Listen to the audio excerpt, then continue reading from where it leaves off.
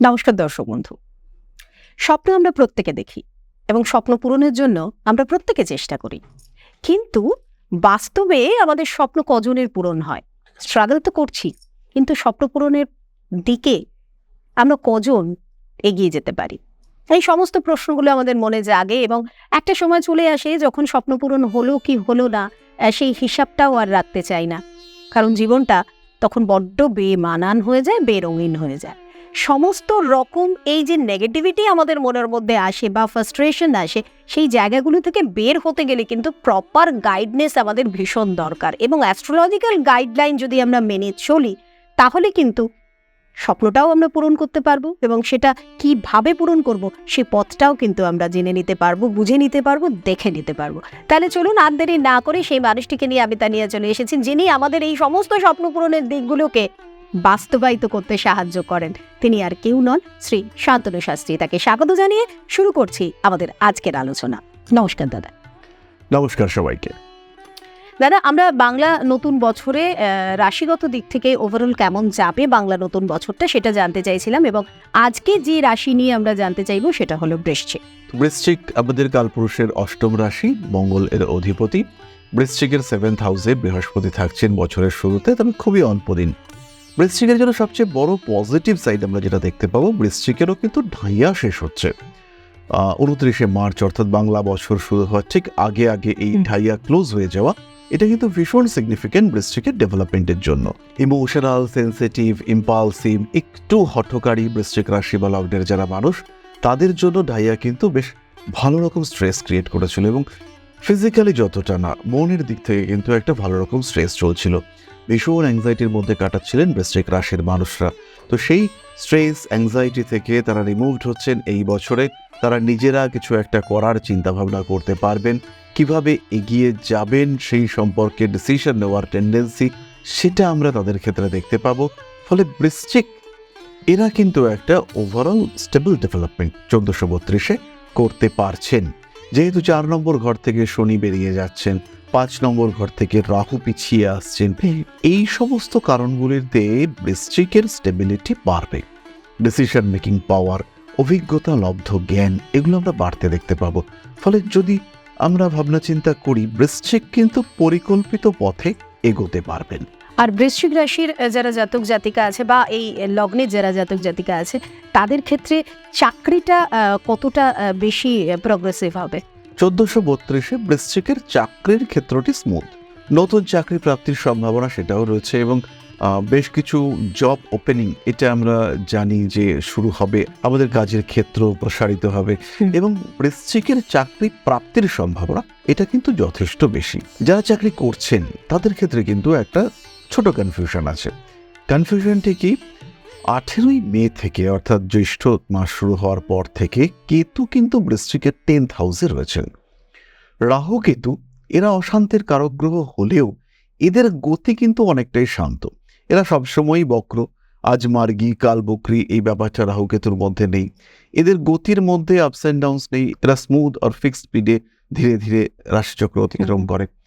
ফলে কেতু যখন বৃশ্চিকের 10মে গিয়ে উপস্থিত হচ্ছে, অর্থাৎ সিংহ রাশিতে, এই সময় কিন্তু প্রফেশনের ক্ষেত্রে একটা স্লো হয়ে যাওয়া, যে আমার ডেভেলপমেন্টের কথা ছিল কিন্তু হলো না, প্রমোশন তো হতোই কিন্তু আলটিমেটলি হলো না, এই বিষয়গুলো সৃষ্টি হতে পারে। এই বিষয়গুলো আমরা দেখতে পাবো। তখন কিন্তু বৃশ্চিকের জন্য প্রফেশনাল ডিসিশন নেওয়া একটু কঠিন হয়ে পড়তে পারে। বহু মানুষের ক্ষেত্রে আমরা দেখতে পাবো তারা প্রফেশন চেঞ্জ করতে চাইছেন, তাদের বর্তমান প্রফেশন থেকে অনেকটাই মন উঠে গেছে, এবং সেই জায়গাটাতে দাঁড়িয়ে তারা ডিসাইড করতে পারছেন না কি করব, কোন দিকে যাওয়া উচিত। 10th হাউসে কেতু কর্ম নিয়ে একটা কনফিউশন ক্রিয়েট করবে। এই অবস্থায় বৃশ্চিকের মধ্যে অস্থিরতা বাড়তে দেখতে পাওয়া যাবে। তবে মোটামুটি ভাদ্র মাসের পর থেকে, আশ্বিন মাস পড়বার পর থেকে এই কনফিউশন অনেকটাই কাটবে, বৃশ্চিক অনেক স্টেবল হয়ে যাবেন। আর সেই সময় আমরা বৃশ্চিকের 8th হাউসে বৃহস্পতিকে দেখতে পাবো। বৃহস্পতি 8th হাউসে, অর্থাৎ 10th-এর 11th হাউসে, সেখানে কিন্তু স্টেবিলিটি ফ্যাক্টর বাড়িয়ে তুলবার চেষ্টা করবেন। আর মোটামুটি আমরা নিশ্চিন্ত থাকতে পারি যে একটা স্থিতাবস্থা কাজ করবে বৃশ্চিকের চাকরি প্রাপ্তি, চাকরি ধরে রাখা ইত্যাদির ক্ষেত্রে। দুশ্চিন্তা বিরাট কিন্তু থাকছে না এই সময়। আর যারা ব্যবসায়ী রয়েছেন বা যারা ব্যবসায় নামতে চাইছেন এই সময়টায়, তাহলে দেরি করাটা ঠিক হবে না। অ্যাজ আর্লি অ্যাজ পসিবল ব্যবসায় নেমে পড়তে হবে। বছর পড়তে না পড়তেই ব্যবসা আমি শুরু করব, আমি পয়লা বৈশাখে ব্যবসা শুরু করব, বা আমি অক্ষয় তৃতীয়ায় ব্যবসা শুরু করব, এই প্রথম দিকে ব্যবসা শুরুর ব্যাপারটাকে রাখতে হবে। ওটাকে কোনোভাবেই ডিলে করানো যাবে না। যারা কন্টিনিউয়াসলি ব্যবসা করছেন, আগে থেকেই যাদের ব্যবসা রয়েছে, তাদের ক্ষেত্রে কিছু প্রবলেম নেই। শুধু লোন নেওয়ার সময় একটু সাবধান হতে হবে। কোনো কোনো ব্যবসার ক্ষেত্রে হিউজ গ্রোথ, হিউজ ডেভেলপমেন্ট আমরা দেখতে পাবো। কেমিক্যাল ইন্ডাস্ট্রি যাদের রয়েছে, কিংবা যারা কোনো কেমিক্যাল প্রোডাকশন করেন, রিসেন্টলি এক ভদ্রলোকের আমি কুণ্ডলী দেখলাম, ওনার জিঙ্ক অক্সাইডের ফ্যাক্টরি রয়েছে, এবং উনি জানতে চাইছিলেন যে কবে আমি ইমপ্রুভ করতে পারবো বৃশ্চিক লগ্নের।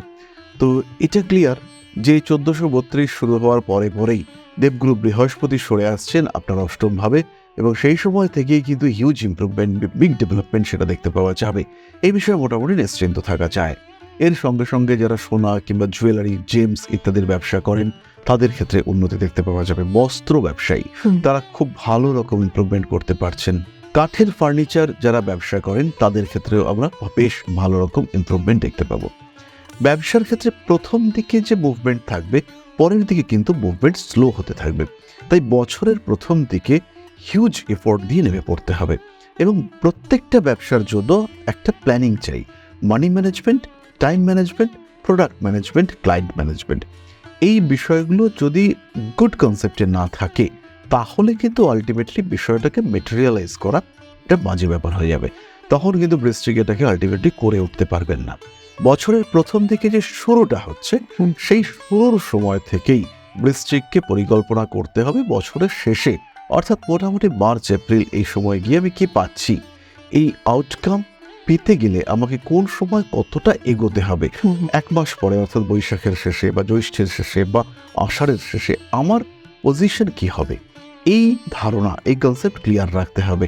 সেই ক্ষেত্রেই কিন্তু বৃশ্চিক বছরের শেষে গিয়ে বুঝতে পারবেন যে আমি এখন কোথায় আছি, কি আমার সিচুয়েশন।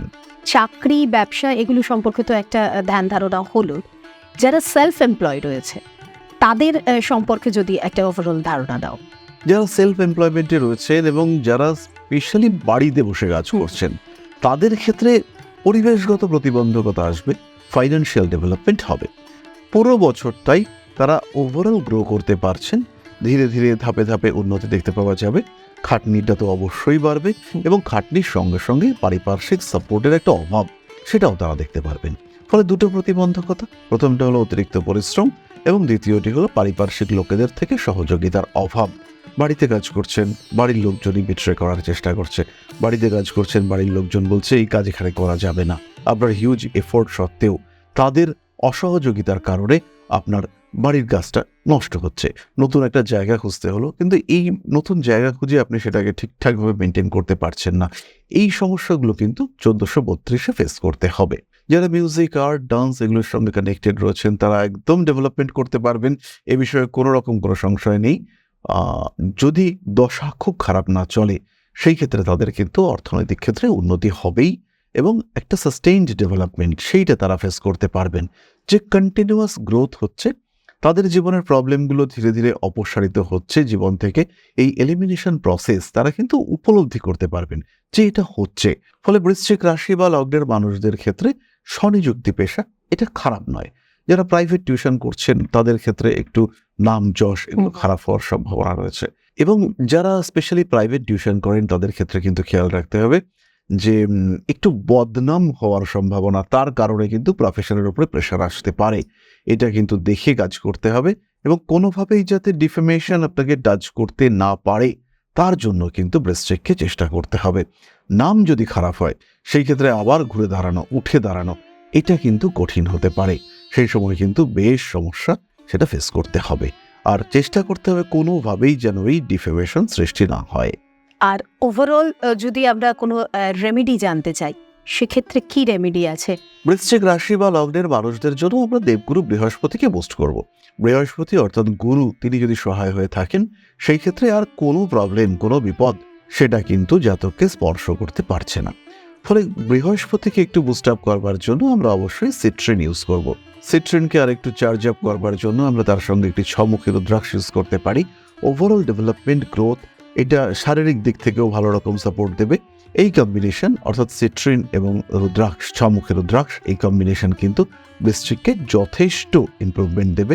বৃশ্চিক নিজের জায়গা খুঁজে পেতে সক্ষম হবেন এবং গ্রোথ, ডেভেলপমেন্ট, মেনটেনেন্স এই সমস্ত কিছুর মধ্যে একটা সমন্বয় সাধন হতে দেখতে পাওয়া যাবে।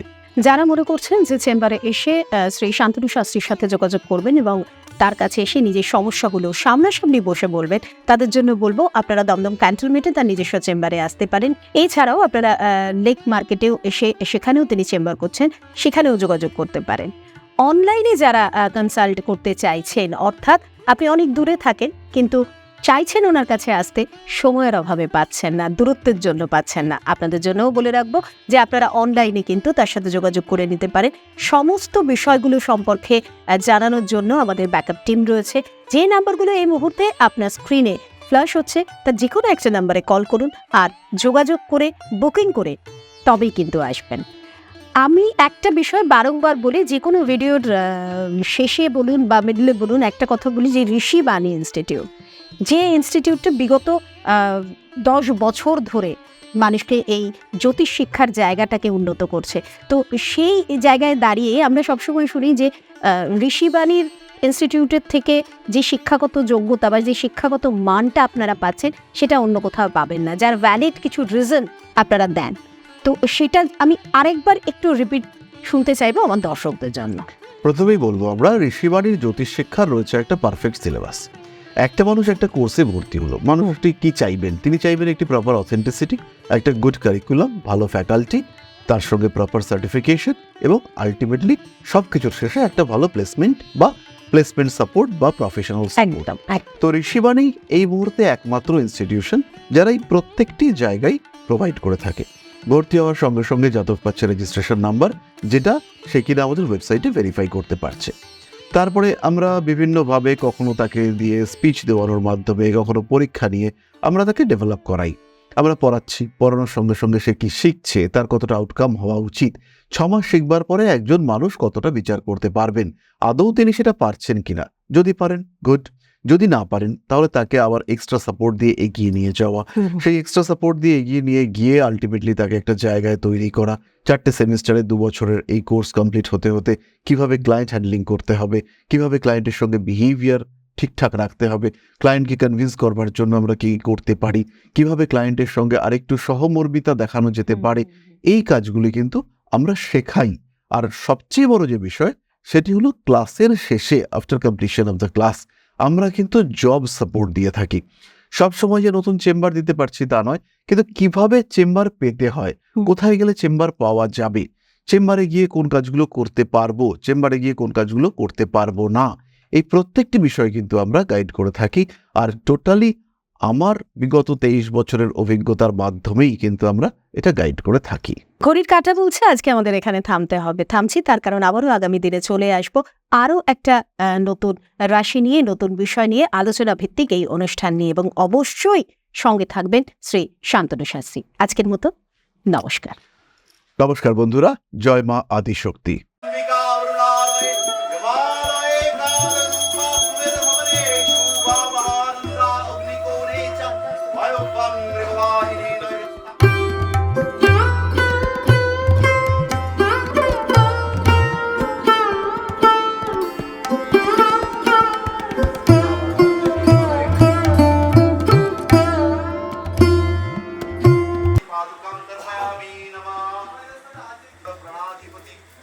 दक्षिणा कालिका